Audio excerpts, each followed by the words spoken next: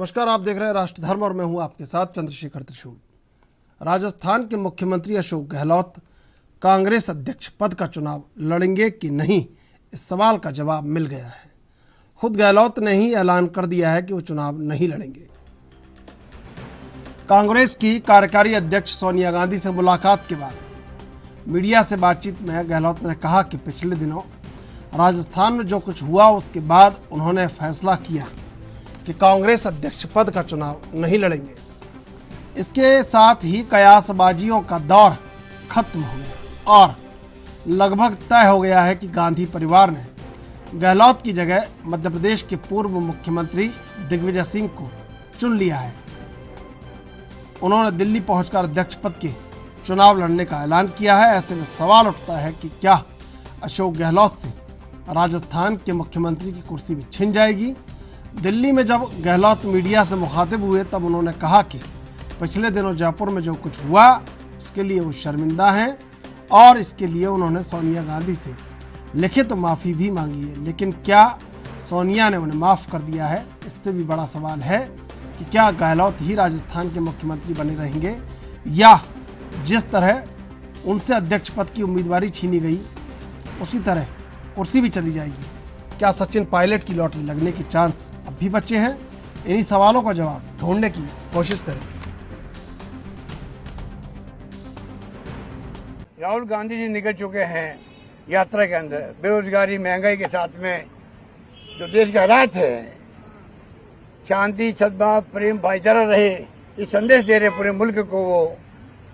और हिंसा की कीमत में नहीं होनी चाहिए, उस माहौल में वो चल रहे हैं। और दूसरी तरफ मैंने उनसे मिला, कोची में जा करके रिक्वेस्ट की कि आप अध्यक्ष का चुनाव लड़ें। आखिर में उन्होंने अस्वीकार कर दिया। मैं मेरी बात को कायम हूँ, मैं इलेक्शन लड़ूंगा नहीं। तो मैंने कहा भाई, जो सबकी भावना है कार्यकर्ताओं की, नेताओं की, तो मैं फिर चुनाव लड़ूंगा, ये मैंने कहा था। सुनिए आप। पर अब क्योंकि कल परसों की वो घटना हुई है और मेरी मॉरल रिस्पॉन्सिबिलिटी थी कि वो प्रस्ताव पार होता, तो मैंने तय किया है अब मैं इस माहौल के अंदर चुनाव नहीं लड़ूंगा। ये मेरा फैसला है। ये फैसला मैं नहीं करूंगा, ये फैसला सोनिया गांधी जी करेगी, कांग्रेस अध्यक्ष करेगी। जो कांग्रेस कार्यकर्ता उनके लिए एक मिसाल है। विनम्रता की ये मिसाल हम राजस्थान के कांग्रेस कार्यकर्ताओं का मान बढ़ाने वाला और अनुकरणीय कदम है।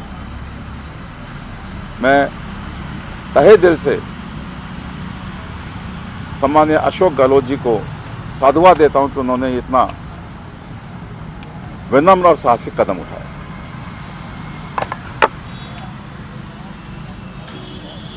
अब आप पूछिए। मेरा ये सवाल था कि आप 80 विधायकों ने या 90 ने ऐसा काम क्यों किया जिसके लिए मुख्यमंत्री अशोक गहलोत को जीवन में पहली बार माफी मांगनी पड़ी और शर्मसार होना पड़ा? मुद्दा वो नहीं है। मैं समझता हूं सारे मुद्दे मुख्यमंत्री जी की माफी के साथ पूरे हो गए। मुद्दा यह है कि देश में किसी प्रदेश का मुख्यमंत्री इतना मानवीय गुणों से ओतप्रोत, इतना विनम्र हो सकता है, ये सोच से परे। ये 4 दिन की बात नहीं है, ये 3.5 साल से राजस्थान में चल रहा है। ये 4 दिन में तो मंच पर आ गया है पूरा, नहीं तो पर्दे के पीछे चल रहा था और पूरा राजस्थान जानता था। लेकिन जिस पार्टी के अंदर, जो पार्टी के जो लीडरशिप है, जो परिवार है, गांधी परिवार, जब वो ही अपने स्वार्थ के लिए काम करता है तो उस पार्टी का दूसरा कार्यकर्ता क्यों नहीं अपने स्वार्थ के लिए काम करेगा? ये खुद के लिए तो इनके कानून अलग चलते हैं, दूसरों से ये उम्मीद अलग रखते हैं और लगातार इन्होंने जो कहते हैं ना कि षड्यंत्र की राजनीति, ये तो इनकी रेड बुक में कोड ऑफ कंडक्ट जो है कांग्रेस के पार्टी का, उसमें है षड्यंत्र रचते रहिए लगातार। जमाना बस बदल गया है, सेवा भाव का आ गया है, उससे ये बहुत परे है और इसीलिए इनका अस्तित्व हर राज्य से खत्म होता जा रहा है। तो ये ड्रामा 4 दिन का नहीं है, लगातार हो रहा है। पार्टी की लीडरशिप अपने लिए अलग कानून बनाती है और दूसरों को एक्सपेक्ट करती है कि दूसरे कानून पर चले। ऐसा संभव हो क्या? गुस्ताखे परिवार की एक ही सजा, गहलोत जी अध्यक्षता से जुदा, गहलोत जी अध्यक्षता से जुदा। देखिए, इसको अन्यथा ना लीजिए, पर ये हमेशा से ही एक फिक्स्ड मैच था। ये कांग्रेस के अगले अध्यक्ष की खोज नहीं थी, ये गांधी परिवार के अगले रिमोट कंट्रोल और प्रॉक्सी अध्यक्ष की खोज थी। उसमें अलग अलग लोगों के नाम सामने आए और ये तय किया गया कि गहलोत जी सबसे वफादार माने जाते हैं तो उनको अध्यक्ष बनाया जाए। इसीलिए घोषणाएं भी हो गई, कई लोगों ने कह भी दिया कि वही अध्यक्ष बनने वाले चुनाव से पहले, परंतु जो जयपुर में बेवफाई का एक आलम दिखा तो उसके बाद क्योंकि हाईकमांड अब नाराज है तो अध्यक्ष बन नहीं सकते। तो ये पहले दिन से ही हम कह रहे थे कि ये कोई चुनाव नहीं हो रहा, ये ड्रामा है, ये फर्जीवाड़ा है, ये फेक एंड फैब्रिकेटेड है, ये फिक्स्ड मैच है। और मुझे लगता है कि आज इसके घटनाक्रम के बाद कोई और प्रमाण की आवश्यकता नहीं है। वैसे पहले ही चिदम्बरम जी ने कहा था कि अध्यक्ष चाहे जो भी बने गांधी परिवार का ही प्रीएमिनेंट पोजीशन होगा। के मुरलीधरन जी ने कहा था कि भाई जिस पर नेहरू गांधी परिवार का हाथ होगा वही अध्यक्ष बनेगा।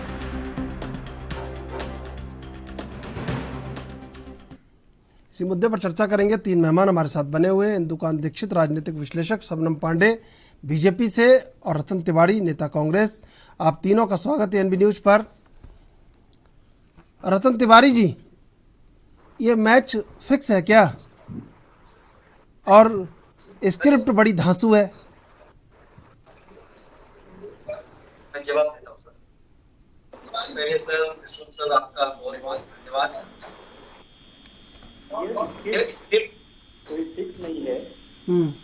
कांग्रेस पार्टी का अध्यक्ष जो 9000 पीसीसी डेलीगेट बने हुए हैं वो चुनने जा रहे हैं, और कांग्रेस पार्टी ने तो डिक्लेयर कर दिया है कि जो भी अध्यक्ष का चुनाव लड़ना चाहे वो आ सकता है, फॉर्म ले और चुनाव लड़े। जो 9000 जो पीसीसी डेलीगेट हैं वो तय करेंगे कि हमारा अध्यक्ष कौन होगा। ये भाजपा के जैसा नहीं है कि 2 लोग बैठे और जेपी नड्डा को अध्यक्ष बना दिया। ये कांग्रेस का एक सिस्टम है, ये विचारधारा है, और ये पीसीसी डेलीगेट तय कर देंगे आने वाले समय में कि अध्यक्ष हमारा कौन बनेगा।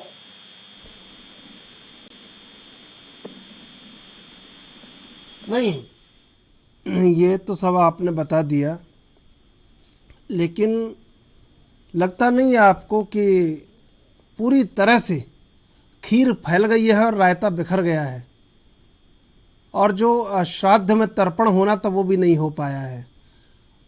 और अशोक गहलोत जैसलमेर चले गए दर्शन करने, और दिल्ली से ऑब्जर्वर दर्शन करने विधायकों के आए तो उन्हें वहाँ ठेंगा मिला।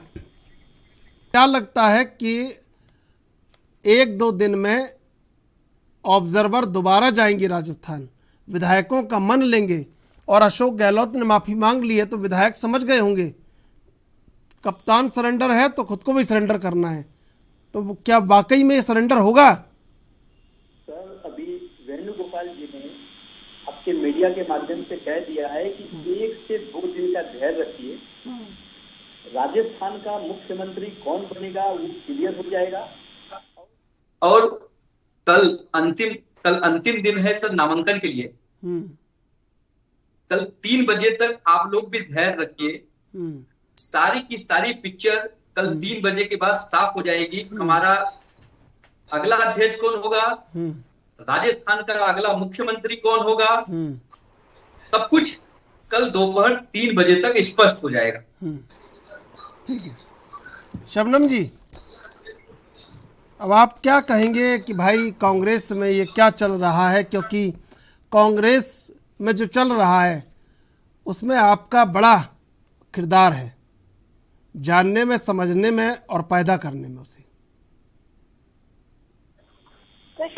इस बात से मैं इत्तेफाक नहीं रखती कि भारतीय जनता पार्टी को का बड़ा रोल है, क्योंकि भारतीय जनता पार्टी अपने संगठन को, अपनी सरकार को मजबूत करने में लगी रहती है।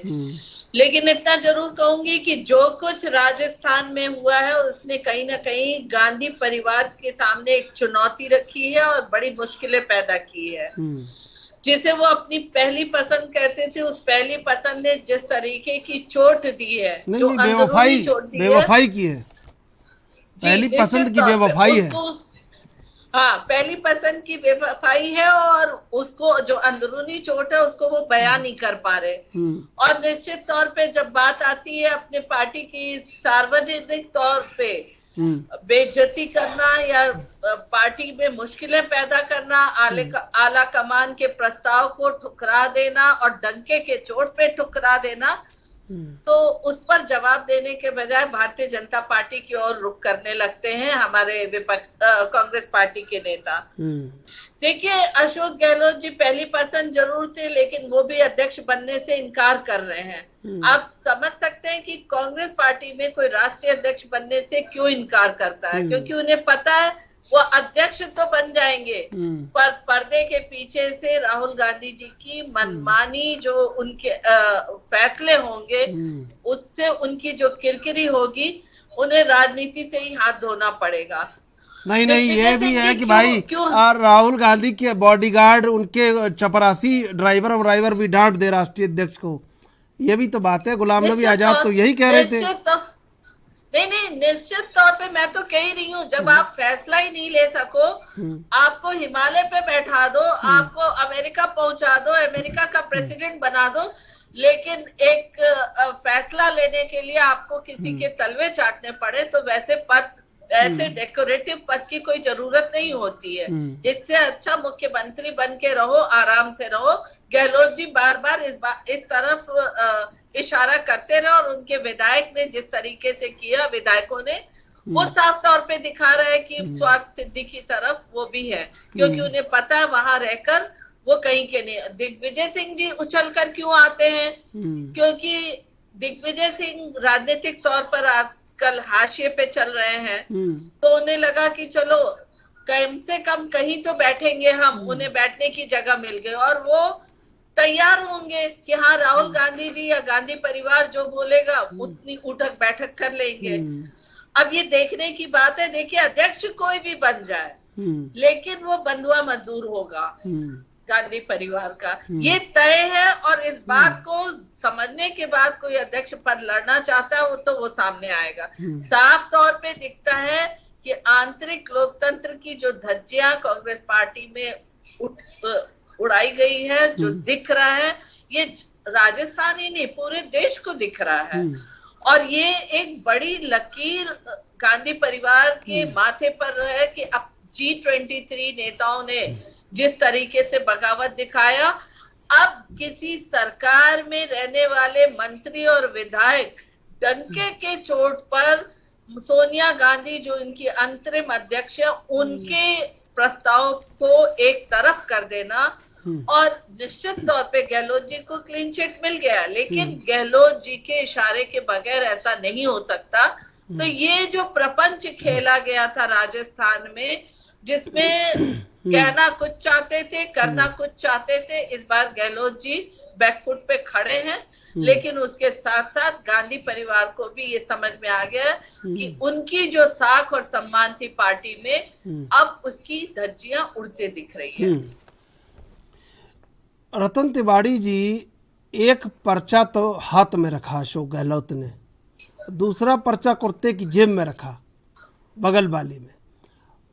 बाहर वाला पर्चा सबने देख लिया, मीडिया में आ गया, लोगों को लगा कि यही माफीनामा है।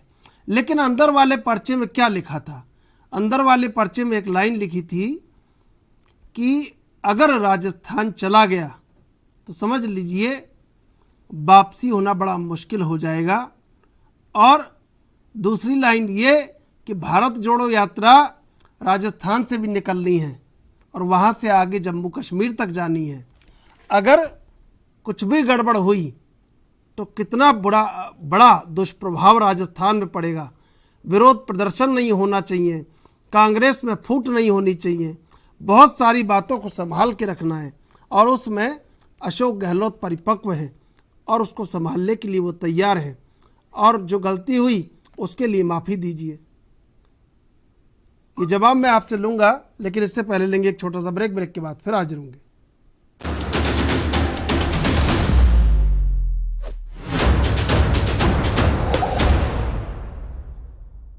सीधे चलेंगे मेहमानों के पास। रतन तिवाड़ी जी, अंदर वाले कागज में यही लिखा था क्या?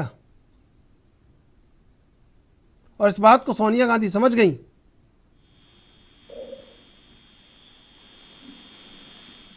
रतन तिवारी जी, आवाज मिल रही है आपको मेरी? शबनम जी, अशोक गहलोत वो परिपक्व राजनेता हैं जो सोनिया गांधी को और कांग्रेस के शीर्ष नेतृत्व को अपनी बात समझाने में हमेशा कामयाब रहे हैं और कहीं ना कहीं, शबनम जी आवाज मिल रही है आपको मेरी?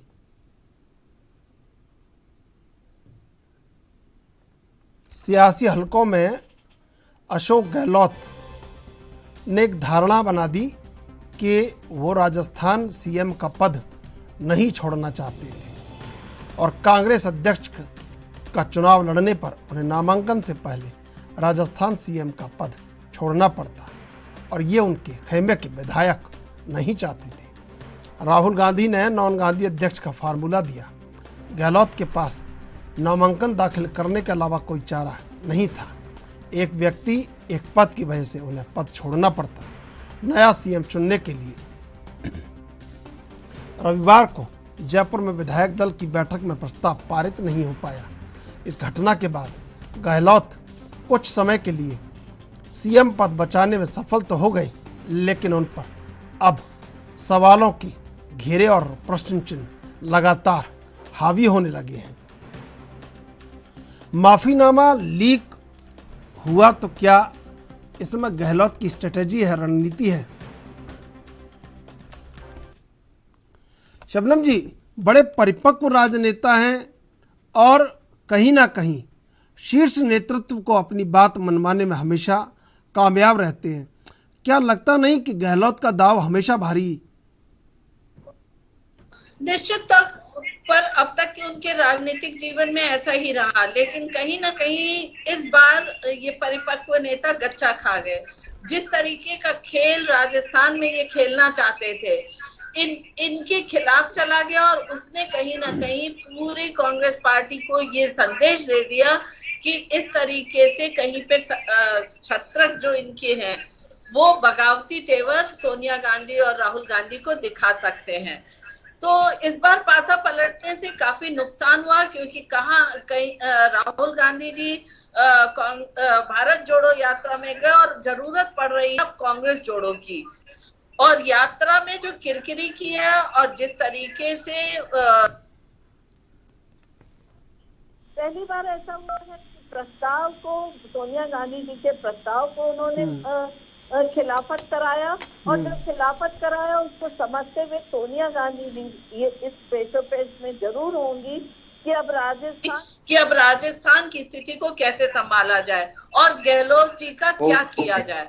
तो ये एक चिंता की लकीर ये कांग्रेस पार्टी के पास है, और कांग्रेस पार्टी लगातार चुनौतियों का सामना कर रही है, क्योंकि कहीं ना कहीं तमाम बड़े नेता इस बात से लगातार इस बात का कंप्लेन करते रहे कि जिस तरीके का रवैया गांधी परिवार का अपने बड़े नेताओं के साथ रहा, राहुल गांधी मिलने से इनकार करते रहे, उनके सम्मान, उनका असम्मान करते रहे। बिल्कुल, मैं शबनम जी रोकना चाहूंगा। दिग्विजय सिंह क्या कुछ कह रहे हैं, ये सुनवाते हैं आपको। कांग्रेस में ये जरूर होता है कि गांधी परिवार, अभी जो चर्चा ये गांधी परिवार का कैंडिडेट कौन है, क्या आप गांधी परिवार के कैंडिडेट हैं या शशि थरूर से छाप मिल गया है वो गांधी परिवार के कैंडिडेट हैं, है कौन? मैंने अध्यक्ष पद के चुनाव के लिए गांधी परिवार जी, नेहरू गांधी परिवार के साथ कोई चर्चा नहीं की है। जब उन्होंने कहा कि हर व्यक्ति लड़ सकता है तो लड़ रहा हूँ। तो सर क्या लगता है आपको कि आप जब कुछ ही घंटे कह लीजिए जो नॉमिनेशन के अंदर बचे हुए हैं, आखिरी कुछ ही घंटे हैं, आपको चुनौती लगता है कि चुनौती है कोई सामने या रोड मैप आपके लिए क्लियर है? हालांकि आपने एक हेल्दी एक साइन दिखाते हुए शशि थरूर से मुलाकात करी और बाकी नेताओं से भी क्या आप टच में हैं? मैं जितने भी सीनियर लीडर्स हैं सबके पास गया हूँ। एंटनी साहब से मैं मिला हूँ, मैं खड़गे जी से मिला हूँ, मैंने अशोक गहलोत से भी टाइम मांगा है, मैंने मुकुल वासनिक जी से फ़ोन पे बातचीत की। वो असल में आज मेडिकल एग्जामिनेशन के लिए अस्पताल गए हुए थे। अंबिका सोमनी जी से मेरी बातचीत हुई, उनके आंख में इन्फेक्शन है तो मिल नहीं पाया, तो मैं सबसे मिल रहा हूँ। कुछ यंग गन से भी मिल रहे हैं जी, कुछ यंग गन से भी मिल रहे हैं। आपने सारे वरिष्ठ नेताओं के नाम गिनाए हैं, हाँ? तो यंग गन्स भी आपके साथ आएंगे क्या? यंग गन्स जो हैं उनसे भी मैं कोशिश कर रहा हूँ मिलने की। सर क्या माना जाए अब भूमिका, क्योंकि सवाल यही उठता है कि अब फ्री एंड फेयर इलेक्शन की बात हो रही थी, अब इलेक्शन भी होगा, थरूर साहब हैं, आप हैं, कुछ और लोग भी होंगे, तो क्या माना जाए गांधी फैमिली के का रोल अब क्या होगा? आप किस तरीके से उनका रोल देखते हैं? कि सीताराम केसरी जी के बाद आप दूसरे ऐसे शख्स होंगे या कोई और चुन के आता है तो वो ऐसा शख्स होगा जो गैर गांधी परिवार से होगा, वो 22 साल बाद 23 साल बाद कमान जो है किसी नॉन गांधी के पास जा रही है और हमेशा निशाने पे भी आते रहे हैं इसी बात को लेकर। नेहरू गांधी परिवार के बारे में और कांग्रेस के बारे में, लीडर और अध्यक्ष के बारे में हमारे चिदम्बरम जी ने बड़ा अच्छे लेख लिखा है कि लीडर कोई अलग हो सकता है, अध्यक्ष कोई अलग हो सकता है। इस मामले में मैं उनकी बात से पूरी तरह सहमत हूँ। लीडर हमारे तो नेहरू गांधी परिवार ही रहेगा, इसमें कोई दो मत नहीं है, न कभी समझौता होगा। 99.99% कांग्रेस जन उनको अपना नेता मानते थे, हैं और रहेंगे। हाँ, अध्यक्ष पद जो है उन्होंने साफ कह दिया कि हमारा परिवार उसमें नहीं होगा, तो जो भी अध्यक्ष होगा उनके निर्देशों में काम करेगा। मतलब आप बाजू बन के चलेंगे जो है अपने नेता की, राहुल गांधी को आप कह रहे हैं राहुल गांधी नेचुरल लीडर हैं, बहुत सब लोग कह रहे हैं, आप उसकी बाजू बनकर चलेंगे और ये बाजू 2024 के लिए भी अब इसे तैयारी शुरू करेगी। बात यह है कि पार्टी जो है ये चुनाव तो लड़ती है, लड़ेगी और लड़ती रहेगी, लेकिन देश सर्वोपरि है। देश के हालात कैसे हैं, कैसे सुधरे, ये हमारे लिए सर्वोपरि है। उस पर हम लोग ज़्यादा ध्यान दे रहे हैं और भारत जोड़ो यात्रा का भी उद्देश्य यही है। सर, आखिरी सवाल आपसे पूछना चाहूँगा, चुनौती इस वक्त आप राजनीतिक तौर पे कांग्रेस के लिए क्या मानते हैं? एकजुटता तो है ही, तमाम राज्य, राजस्थान की हालिया बात करें, वहाँ पर एक तरीके से इंडिसिप्लिन के लिए नोटिस देने पड़ गए सीनियर नेताओं को, छत्तीसगढ़ के अंदर भी गाहे बगाहे बातें सामने आती हैं। आप क्या मानते हैं कांग्रेस के लिए बड़ी चुनौती, कांग्रेस को आपके लिए बड़ी चुनौती क्या रहेगी? आज की सबसे बड़ी चुनौती है भारत जोड़ो यात्रा का सफल संचालन और उसका श्रीनगर तक पहुंचना हमारी सबसे बड़ी चुनौती है। और आप अगर आप माने चुनौती चुनावों के वक्त में प्रधानमंत्री मोदी को आप बड़ी चुनौती मानते हैं या आरएसएस को? क्योंकि आप हमेशा आपका, अगर पिछले बयानों को हम देखें, हमेशा जो मुखर नेताओं में जो हमेशा आरएसएस को निशाने पर लेते रहे हैं तो वो राहुल गांधी हैं, आप जैसे भी नेता हैं जो हमेशा आरएसएस को निशाने पर लेते हैं। सीधे चलेंगे मेहमानों के पास। इंदुकांत दीक्षित जी भी हमारे साथ जुड़ चुके हैं। तो इंदुकांत दीक्षित जी, सबसे पहले फिर मैं आपके पास आ रहा हूँ।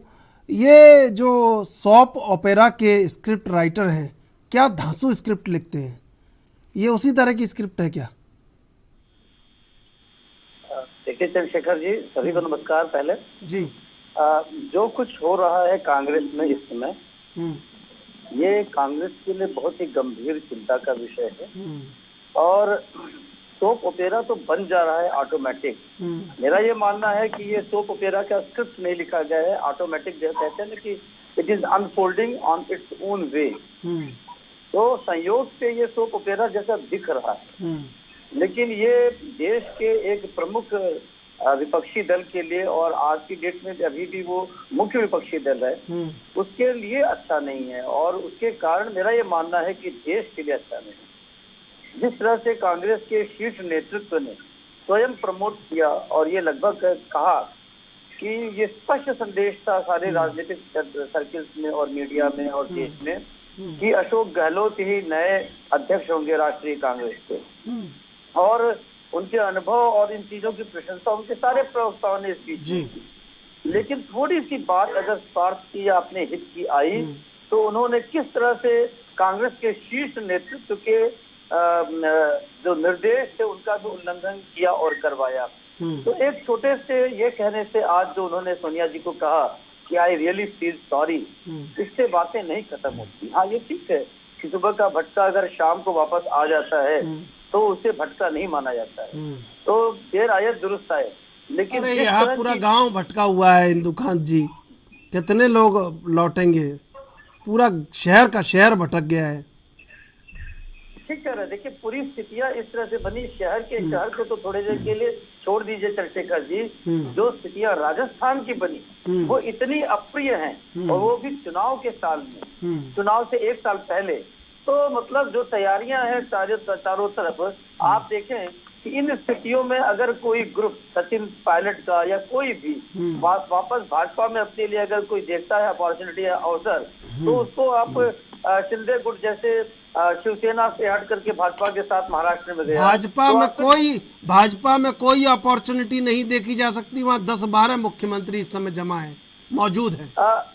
भाजपा में एक चीज आप जानते हैं चंद्रशेखर जी हमसे बेहतर, कि भाजपा को अगर लगेगा कि सचिन पायलट आ सकते हैं हमारे यहाँ, तो वो सारे लोगों के अपॉर्चुनिटी के द्वार बंद करके सारे द्वार उनके लिए तत्काल खोल देंगे, जिससे कि कांग्रेस को, चूंकि वो चाहते हैं कि कांग्रेस मुक्त भारत हो जाए, तो एक जो 2 राज्य बचे हैं यहाँ से भी कांग्रेस के माध्यम से ही उसको मुक्त कर दिया जाए, और इसमें उनको देर नहीं लगेगी। और इसका उदाहरण आपको मिलेगा, जब पिछली बार सचिन पायलट ने विद्रोह किया था कांग्रेस में उसके सुर से, जिसकी सुगबुगाहट अभी तक भी रहती है, तो उसमें आपने देखा था किस तरह से उनका स्वागत सत्कार किया गया था अपोजिशन के कैंप में।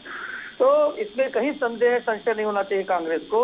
मैं सिर्फ ये बात कह रहा था कि ऐसी परिस्थितियां जब कांग्रेस में बनती हैं और उनके कोई शीर्ष नेता अगर अपना रास्ता तलाशते हैं दूसरी पार्टी में, बड़ी पार्टियों में, तो फिर आप जब आरोप लगाते हैं कि उनको खरीदा बेचा जा रहा है, तो ये बिल्कुल उचित नहीं होता है। इसलिए अपने गिरेबान में झांकना, अपना इंट्रोस्पेक्शन करना और अपना घर दुरुस्त करना सबसे इम्पोर्टेंट है कांग्रेस के लिए। शबनम जी, देखिए इंदुकांत जी बता रहे हैं कि सचिन पायलट आते हैं तो जो 10-12 चेहरे स्वीकार हैं, जो सर्वमान्य हैं, वो 2-4 चेहरे जो दरकिनार कर दिए गए हैं वो, और ये नया चेहरा, कितने चेहरे मुख्यमंत्री के हो जाएंगे। भाजपा को कोई बड़ा फायदा इससे नहीं हो रहा है, लेकिन क्या लगता है आपको कि सचिन पायलट अगर कहीं भाजपा में आते तो बड़ा फायदा भाजपा को हो जाएगा?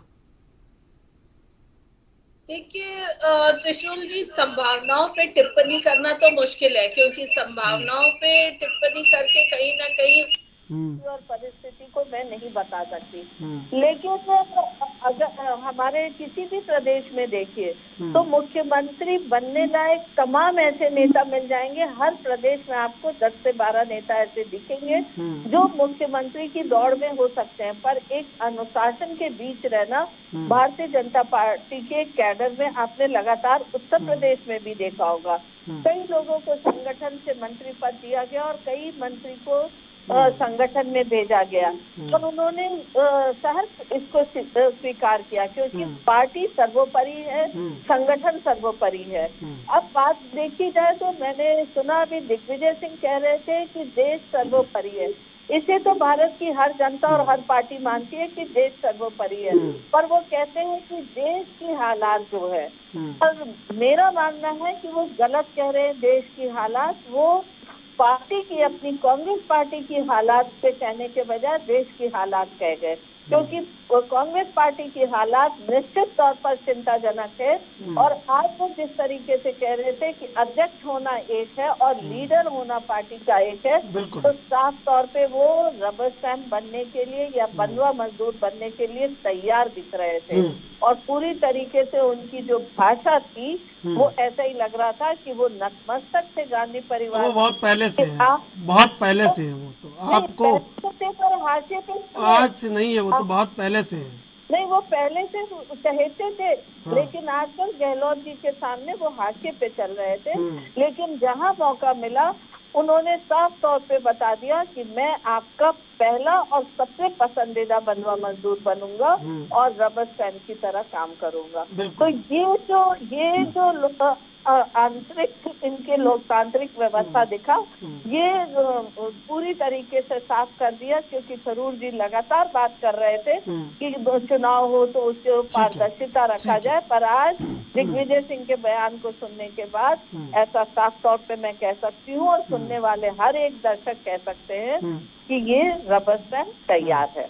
ठीक है रतन तिवारी जी, चलिए नई बात करते हैं। ये बताइए कि अब ऑब्जर्वर आएंगे जब वहाँ दिल्ली से चलकर जयपुर, और अब तो ऐसा नहीं होगा कि वो कहीं दर्शन करने चले जाएं, विधायक एक पर्चा थमा दें, अब तो नहीं होगा ना ऐसा, क्योंकि फिर एक प्लान बन रहा है 10 जनपद में कि ऑब्जर्वर भेजे जाएं, विधायकों का मत लिया जाए, जो मत सबको पता है। मैं आपको बता देना चाहता हूं सर, मैंने अभी बताया कि जो भी डिसीजन होने वाला है, जो भी डिसीजन होगा, वो कल और परसों तक जनता और देश के सामने होगा। मैं शबनम जी का मैं जवाब दे देना चाहता हूं इन्होंने कहा कि दिग्विजय सिंह रबड़ स्टैम्प जैसा काम करेंगे। मैं कह देता हूं कि आज भारतीय जनता पार्टी में जेपी नड्डा किसके इशारे पे काम कर रही है? पूरी की पूरी भारतीय जनता पार्टी किसके इशारे पे काम कर रही है? देश के हालात पे अगर दिग्विजय सिंह जी ने अपनी 2 शब्द कहे हैं, वो देश के सामने है। कहाँ गया वो 15 लाख रोजगार, अच्छे दिन, महंगाई? आज उत्तराखंड की बेटी के साथ क्या हुआ? हाथरस की बेटी के साथ क्या हुआ? कहाँ है इनके भाजपा के प्रधानमंत्री और कहाँ इनके बड़े बड़े नेता? ये सब चीज पे बात करेंगे तो गांधी परिवार के ऊपर आंखें दिखाएंगे, उंगली दिखाएंगे। लेकिन पहले अपनी गिरफ्तार में देखें इस देश के हालात आज क्या है। आज इस देश को तोड़ने का प्रयास किया जा रहा है। हमारे नेता आदरणीय राहुल गांधी जी देश को जोड़ने का काम कर रहे हैं, देश में भाईचारा और मजबूत हो। लेकिन भारतीय जनता पार्टी को उनकी पदयात्रा, उनकी भारत जोड़ो पे भी राजनीति दिखाई देती है। मैं शबनम जी को कह देना चाहता हूँ कि आप 2024 का इंतजार करिए। विपक्ष मजबूत हो रहा है, विपक्ष एक हो रहा है और 2024 में जनता आपको सबक दिखाएगी। भाई जोश बहुत है, लेकिन इस जोश का करें क्या? घर में तो सर फटोबल चल रहा है, पहले घर संभले तो फिर इस जोश को काम में लिया जाए। आप कल और परसों 2 दिन धैर्य रखिए। मैं बड़े दावे के भाई साथ हम हमारे धैर्य रखने से ही कांग्रेस में कुछ हो जाता। स्पष्ट हो जाएंगे। इंदुकान जी ये कह रहे हैं धैर्य रखिए, अब धैर्य के अलावा बचा क्या है बताइए जरा। आपने बड़ा सवाल उनके सामने रखा कि बड़ी बच्ची आपने टिप्पणी की कि अगर हमारे धैर्य रखने से और आपके धैर्य रखने से बात बन जाए तो हम लोग 2 साल धैर्य रखने को तैयार हैं, देश के हित में, राष्ट्र के हित में। कि एक विपक्षी पार्टी जो सत्ता में इतने सालों तक रही है, जो देश की आजादी की लड़ाई में अग्रणी रही है, वो देश को अच्छे रास्ते पे लाने के लिए फिर से तैयार हो जाए। लेकिन देश पिछले जब से प्राइम मिनिस्टर नरेंद्र मोदी सत्ता में आए हैं 2014 में, तब से लगभग 8 वर्षों से प्रतीक्षा कर रहा है। 1-1.5 साल 2 महीना छोड़ दीजिए, और धैर्य रख के प्रतीक्षा कर रहा है। आज मेरी बात हो रही थी दक्षिण भारत के, तमिलनाडु के कुछ साथियों से और कई जगहों से। सभी लोग ये कहते हैं कि लोगों को ये विश्वास नहीं होता है कि कभी राहुल गांधी भी देश का नेतृत्व कर सकते हैं। तो ये जो अविश्वास है, इसको दूर करने के लिए कांग्रेस को विश्वास जगाना होगा लोगों में। कांग्रेस को ये बताना पड़ेगा कि राहुल गांधी में वो नेतृत्व क्षमता है जिसका वो दावा लगातार करते रहे। क्योंकि उन्होंने जब वो उनकी पार्टी की सत्ता थी देश में, उस समय जिस तरह से उन्होंने कैबिनेट के फैसले को टुकड़े टुकड़े प्रेस कॉन्फ्रेंस बुलाकर अजय माकन जी के साथ तो हमारे प्रेस क्लब ऑफ इंडिया में पार्ट कर दिया था, वो उनकी इमेच्योरिटी की एक पीक थी। उसके बाद उनके में कितनी पॉलिटिकल मैच्योरिटी आई है, किस तरह से वो देश का नेतृत्व करना चाहते हैं, कर पाएंगे। इस पे जो विपक्ष का उनपे हमला है कि पहले देश के पहले पार्टी को जोड़ो। आप देखें कि यात्रा शुरू करने के ठीक पहले गुलाम नबी आजाद जैसे गद्दावर नेता चले जाते हैं, यात्रा के बीच में इस तरह का झंझावात पार्टी में आता है, तो इससे पार्टी पे और राहुल गांधी जी के नेतृत्व क्षमता पे बड़ा सवाल उठता है। और राजस्थान में बता दूं चंद्रशेखर जी आपको कि राजस्थान और छत्तीसगढ़ के जो अगले वर्ष के चुनाव हैं, ये आप समझिए कि एक तरह से फाइनल गेम है कांग्रेस के लिए। अगर यहाँ वो सत्ता में अपनी वापसी कर पाए और इस साल के चुनाव में गुजरात में और हिमाचल में उन्होंने अच्छा प्रदर्शन किया, तब तो 2024 में कोई उम्मीद बनती है।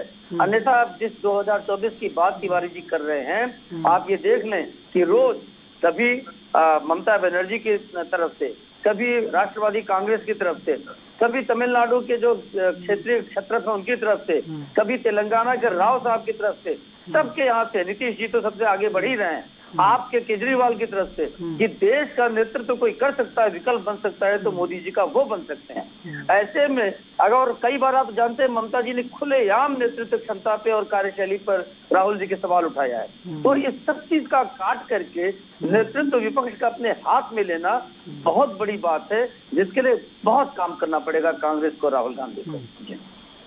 शबनम जी देखिए, कितना भी कुछ हो, लेकिन बीजेपी को राजस्थान में कोई फायदा इस ड्रामे से नहीं हो रहा है। देखिए, ये तो तो समय के गर्त में है और बीजेपी को फायदा हो रहा है या नहीं हो रहा है, लेकिन कांग्रेस को बड़ा नुकसान हो रहा है, इस बात को मैं पूरी तरीके से बताती हूँ। क्योंकि थर्ड फ्रंट बनने पे कहा जा रहा है कि थर्ड फ्रंट बनेगा और वहाँ हर पार्टी के अंदर फ्रंट खुल गया है, सब आपस में ही लड़ाई कर रहे हैं। हर पार्टी का जो अध्यक्ष है वो चाहता है कि वही प्रधानमंत्री बने। तो इस तरीके का जो कला है वो कहीं ना कहीं बीजेपी के फेवर में और कांग्रेस के डिसफेवर में निश्चित तौर पे, या थर्ड फ्रंट जो बनाने जा रहे हैं उनके डिसफेवर में। अब बात रही राहुल गांधी की, राहुल गांधी जी प्रत्यक्ष रूप से कभी भी सामने नहीं आते हैं, इस बात को हर कोई जानता है। पर जिस तरीके से सभी लोग अध्यक्ष पद से लड़ने से पीछे हट रहे हैं कांग्रेस पार्टी में, ये बता रहे हैं कि बार बार मैं इसको कहती हूँ उन सभी को, क्योंकि सब बड़े राजनीतिज्ञ हैं, लंबे समय से राजनीति करते रहे, उन्हें मालूम है कि जो मनमानी फैसला राहुल गांधी का उनकी दुर्गति करेगा, उस दुर्गति से हर कोई दूर हटना चाह रहा है। क्योंकि इसी फैसलों ने राहुल गांधी के आज कांग्रेस को इस दुर्गति के स्तर से दो चार होने का मौका दिया है। और इस पर भी अगर आंख नहीं खुलती है और दिग्विजय सिंह जैसे लोग जो ओसामा जी के चेले कहलाते हैं उनको राष्ट्रीय अध्यक्ष बना रहे हैं, तो निश्चित तौर पे कांग्रेस का क्या हाल होगा ये आप और हम बेहतर तरीके से समझ सकते हैं। रतन तिवारी जी, अगर आप सवाल का जवाब दीजिए, मेरा सवाल भी तो सुन लीजिए। अगर अशोक गहलोत जैसा कद्दावर व्यक्ति, राजनेता, राष्ट्रीय अध्यक्ष बनने से इतना डर गया, तो क्या लगता है आपको कि लग रहा है कि राष्ट्रीय अध्यक्ष कुछ है ही नहीं कांग्रेस में, चलना फैसला ऊपर से ही है? मैं आपको इसका जवाब देता हूँ। डर क्यों है? मैं आपको इसका जवाब देता हूँ कि अशोक गहलोत जी ने नामांकन भरा ही नहीं और चर्चाएं उनके नाम पे हो रही। जब वो नामांकन भरते और विड्रॉल कर लेते अपने आप को, तो समझ में आता है वो डर गए। जो नामांकन करेगा वो चुनाव लड़ेगा और नहीं लड़ेगा, यह मैं आपको कहा कल 3 बजे तक स्पष्ट हो जाएगा। शबनम जी ने कहा कि राहुल गांधी जी जनता की लड़ाई नहीं लड़ रहे हैं या उनका फेस सामने नहीं आ रहा है। मैं उनको बता देना चाहता हूँ, किसानों के मुद्दे पे, महिलाओं के मुद्दे पे, बेरोजगारी, महंगाई, हर मुद्दे पे अगर कोई लड़ता है हिंदुस्तान में तो राहुल गांधी जी।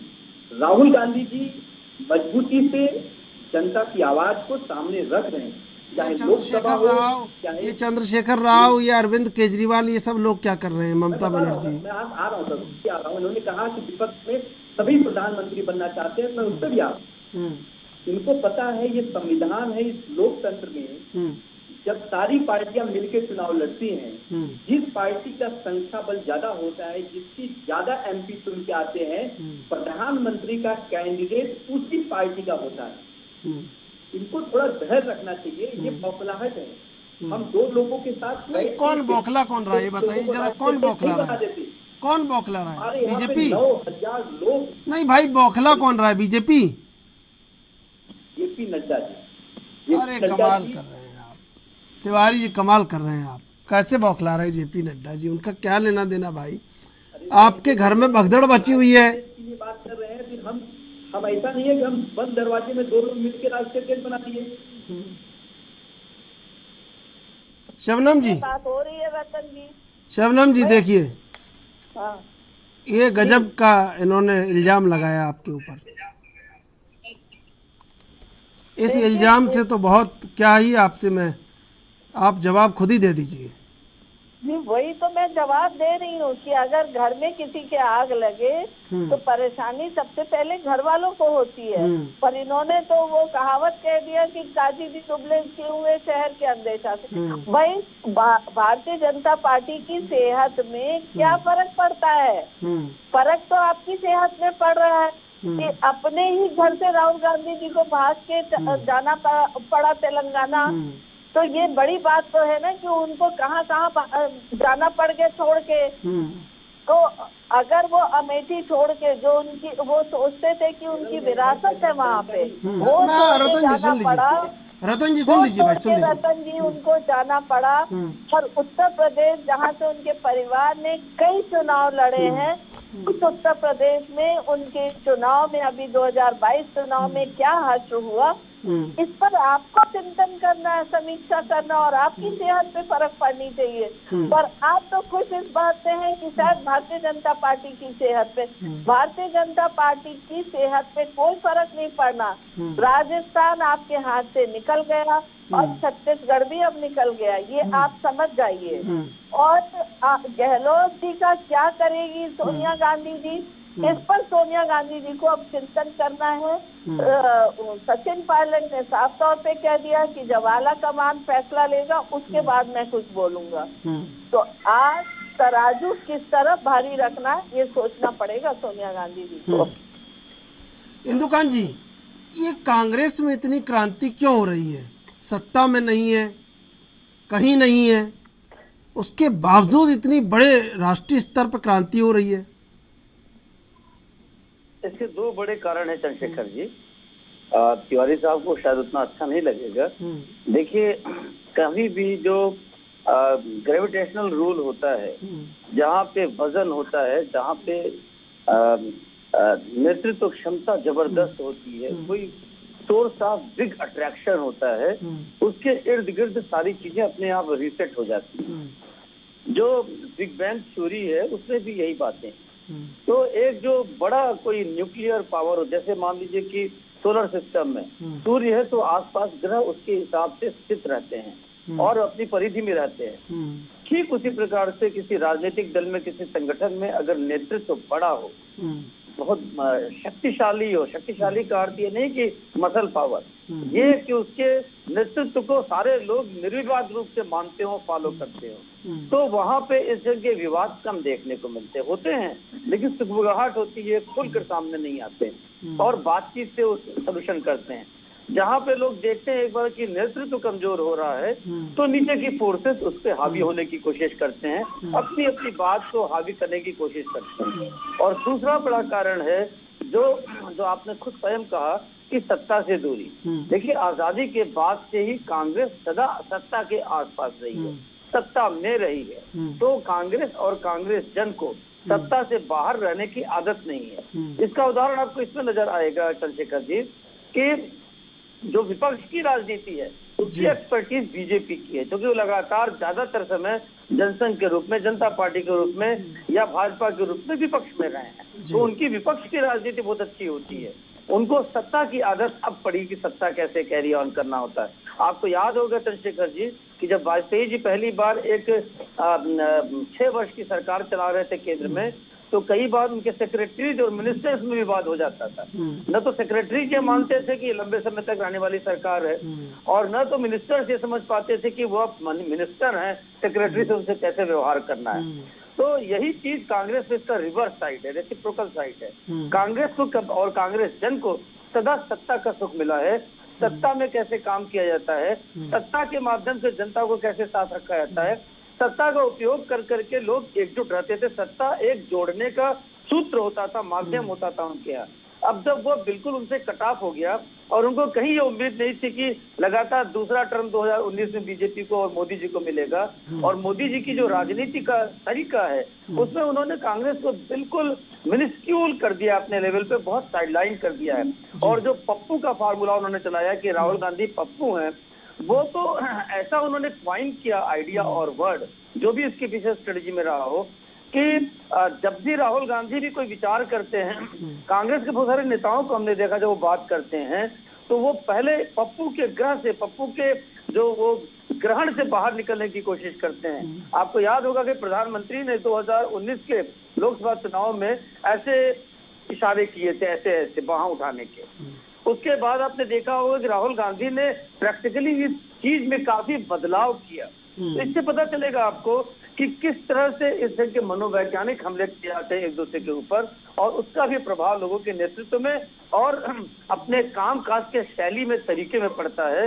और जब ये देखता है कोई कार्यकर्ता अपने नेता के साथ होते हुए, तो कार्यकर्ता भी कहीं न कहीं अपनी बातें अपने नेता से मनवाने की कोशिश करता है, और नेता को कमजोर समझ के कहीं न कहीं थोड़ी सी इनडिसिप्लिन भी आती है। शबनम जी, आपको तो कुछ करने की जरूरत नहीं है, इशारा कर दीजिए कि देख लीजिए विपक्ष कैसा है। विपक्ष तो खुद कह रहा है हम टूटे हैं, फूटे हैं और पूरी तरह से बिखरे हुए हैं। देखिए त्रिशूल जी, सबसे पहली चीज निश्चित तौर पे हमें कुछ करने की जरूरत नहीं है इसमें। कांग्रेस पार्टी के जो राजस्थान में जो प्रकरण हुआ, जिसमें सीधे तौर पे कांग्रेस पार्टी के आला कमान के फैसलों पे या प्रस्ताव पे चुनौती देना, ये एक तरीके से और सार्वजनिक तौर पे चुनौती देने का जो संदेश दिया गया, ये सहज और सामान्य बात नहीं है, ये बहुत बड़ी बात है।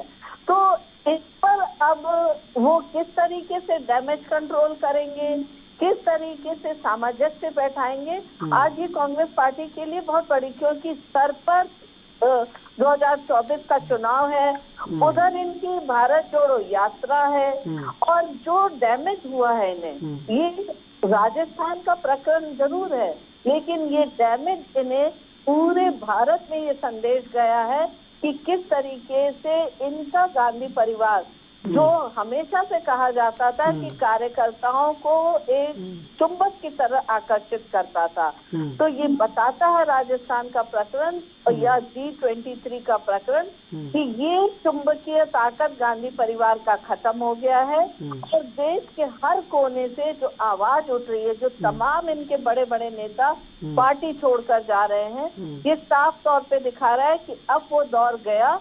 क्योंकि ये मैं मानती हूँ कि इंदिरा गांधी जी के समय में वो चुंबकीय ताकत थी, राजीव गांधी को सिंपैथी वोट मिला, फिर सोनिया गांधी जी को मिला, लेकिन इन सब के बाद आज जिस तरीके से ये जो आकर्षण खत्म हो रहा है, ये पूरी तरीके से कांग्रेस मुक्त भारत की तरफ जा रहा है। ठीक है। तो उसके ठीक विपरीत जिस तरीके से मोदी जी का जादू सर चढ़कर दिन पर दिन मजबूती पकड़ता चला जा रहा है, कांग्रेस पार्टी के साथ साथ तमाम विपक्षी पार्टियों के सर पे लकीर खींच रहा है। वो एक साथ जुड़कर भी वो जानते हैं कि हम मोदी जी को परास्त नहीं कर पाएंगे और उनके जादू को जनता के दिल से निकाल नहीं पाएंगे। रतन तिवारी जी, देखिए बीजेपी को एक लाइन कहनी है कि देख लिया आपने, सत्ता कितनी महत्वपूर्ण है कांग्रेसियों के लिए, कि संगठन को बिल्कुल पसंद नहीं कर रहे हैं, संगठन को अध्यक्ष नहीं बनना चाह रहे हैं, लेकिन सत्ता नहीं छोड़ रहे हैं, सत्ता का मोह नहीं जा रहा है। नहीं लगता आपको ये संदेश पूरे देश में गया होगा? सर बिल्कुल नहीं लगता है, ये राजस्थान का आंतरिक मामला है। अभी अशोक गहलोत जी ने कहा, किसका आंतरिक मतलब, किसका आंतरिक कहाँ रह गया है, जरा मुझे बताइए। ऑब्जर्वर लौट गए दिल्ली से आके, ठीक है, और वो दिल्ली जाके माफी मांग रहे हैं। राजस्थान का कैसे आंतरिक मामला हुआ? सचिन पायलट तो कुछ बोल नहीं रहे हैं। सर मैं ये चीज कह देता हूँ, मैं बार बार कह रहा हूँ आपके चैनल पे, थोड़ा सा धैर्य रखिए, कल तक का धैर्य रखिए, उसके बाद वापिस डिबेट करवा देना, यहीं पे बात होगी। इंदुकान जी, सब कुछ ठीक चल रहा है। एक जो लाइन है, मैं जो सवाल इनसे पूछ रहा था, ये जवाब को इधर उधर घुमा दिया इन्होंने, कि बीजेपी नहीं कह देगी कि भाई देखिए इनका सत्ता मोह, संगठन इनके कहीं दृष्टिकोण में है ही नहीं, इनके दृष्टिकोण में केवल सत्ता है, और आप देख लीजिए उसका मोह बिल्कुल सबके सामने दिख रहा है। देखिए चंद्रशेखर जी, तिवारी साहब कह नहीं रहे हैं, लेकिन मैं तिवारी जी को याद दिलाऊंगा कि ये भी प्रवक्ता हैं और अजय माकन जी भी इनकी पार्टी के वरिष्ठ प्रवक्ता हैं। और सिर्फ आप राजस्थान में जिस दिन ऑब्जर्वर गए थे मिलने के लिए, विधायकों की राय लेने के लिए, उस दिन की प्रेस कॉन्फ्रेंस जब अजय माकन जी की थी, सिर्फ उनकी याद दिला देता हूँ तिवारी साहब, उसके एक एक शब्द और पूरा प्रेस कॉन्फ्रेंस अपने आप में होलिस्टिकली ये बता देता है, बयान करने के लिए पर्याप्त है कि कांग्रेस के केंद्रीय नेतृत्व को राजस्थान की हेडरोड से कितना गहरा धक्का लगा है। और चूंकि वो सीधी कार्रवाई नहीं कर सकते हैं गहलोत जी के खिलाफ, मैं सिर्फ एक चीज बता दूं कि ऐसी स्थिति 5-6 वर्ष पहले अमरिंदर सिंह जी को लेकर की हुई थी कांग्रेस नेतृत्व, और उसके बाद जब मुख्यमंत्री बने अमरिंदर सिंह जी, तो उन्होंने जिस तरह से अच्छे को अच्छा और बुरे को बुरा कहा और कांग्रेस नेतृत्व की लाइन को ऐसा तो नहीं किया, फॉलो नहीं किया, उसका परिणाम उनको भुगतना पड़ा। अभी जो विधानसभा चुनाव हुए हैं, जिस तरह से सिद्धू को लगा करके और रावत जी को लगा के, हरीश रावत जी को, उनको बाहर किया कांग्रेस के शीर्ष नेतृत्व में। हमें आशंका है कि आने वाले समय में इसी गति को अशोक गहलोत जी भी प्राप्त करेंगे, अगर चीजें ठीक समय से पलट नहीं गई तो। क्योंकि कांग्रेस नेतृत्व तो कभी भी इस जंग के, खासतौर से गांधी नेहरू परिवार, इस जंग के, चाहे उनके लिए कितना भी महत्वपूर्ण नेता हो, इस जंग की अनुशासनहीनता को स्वीकार नहीं करते हैं। और मैं याद दिला दूं तिवारी साहब को कि राहुल गांधी के सबसे अभिन्न लोगों में से अजय माकन हैं। तो उनकी जितनी वर्डिंग्स हैं, आप समझिए वो राहुल गांधी जी की वर्डिंग है, और उन्हीं के कहने पर वो लोग वहां गए थे।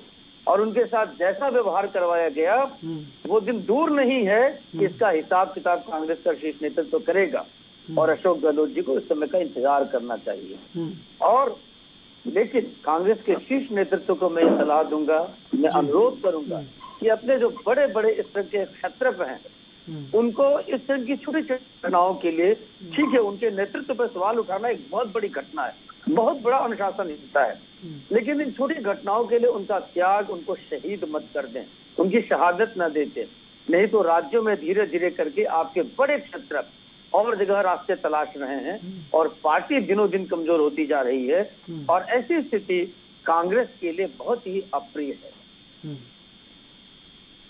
रतन तिवारी जी, जी सुना होगा आपने इंदुकांत को?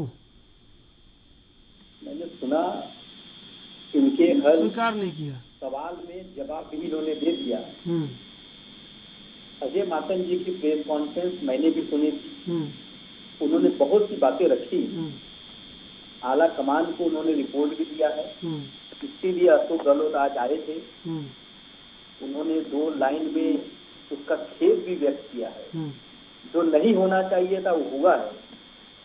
इसीलिए मैं बार बार कह रहा हूँ कि वेणुगोपाल जी ने कहा है कि 1 से 2 दिन में राजस्थान का जो पिक्चर है वो साफ हो जाएगा, कि अशोक गहलोत जी बने रहेंगे कि अन्य कोई चेहरा मुख्यमंत्री पे बैठेगा जी। तो थोड़ा सा धैर्य रखना चाहिए। ठीक है शबनम जी, ये लगातार धैर्य रखने की बात कर रहे हैं, लेकिन क्या लगता है कि बीजेपी को नहीं चाहिए कि विपक्ष मजबूत हो, सुदृढ़ हो? देखिए, देश में सत्ता और विपक्ष दोनों मजबूत हो, ये हर कोई चाहता है, लेकिन अगर राहुल गांधी मजबूत विपक्ष नहीं बनना चाहते हैं तो फिर वो उनकी परेशानी है। दूसरी बात, अभी इंदुकांत जी ने जो बोला कि इन्हें छत्र अपने जो है उसको मजबूत करना चाहिए, तो मैं एक वक्तव्य सुनाती हूँ कि इन्हीं के मुख्यमंत्री हुआ करते थे उत्तर प्रदेश के हेमवती नंदन बहुगुणा जी। वो कहा करते थे इंदिरा गांधी के लिए कि वो रात में सोने के पहले हर पेड़ का हर पौधे का जड़ देखती थी कि वो जम तो नहीं गया कहीं, क्योंकि इतनी डर होती थी इनके नेतृत्व की कि कोई किसी प्रदेश में जम तो नहीं गया कहीं। तो इसी जमने का जो डर है ये गांधी परिवार को हमेशा रहा, और उन्होंने बिल्कुल समय समाप्त हो रहा है। शबनम पांडे जी, रतन तिवारी जी, इंदुकांत दीक्षित जी, आप तीनों का धन्यवाद डिबेट में जुड़ने के लिए। जब भी राजनीति का इतिहास देश में लिखा जाएगा, उस समय जरूर लिखा जाएगा कि जब गांधी परिवार 3,500 किलोमीटर की यात्रा करने के लिए तैयार था और मैदान में उतर पड़ा था संगठन को खड़ा करने के लिए, तब सत्ता मोह में कांग्रेस के कद्दावर सड़क पर आ गए थे सत्ता की लड़ाई को लेकर। अब देखना यह होगा कि क्या वाकई में संगठन को जोड़ने की राहुल गांधी की कोशिश सफल होगी। बहरहाल देश विदेश की ताज़ा तरीन खबरों के लिए आप देखते रहिए ANB न्यूज।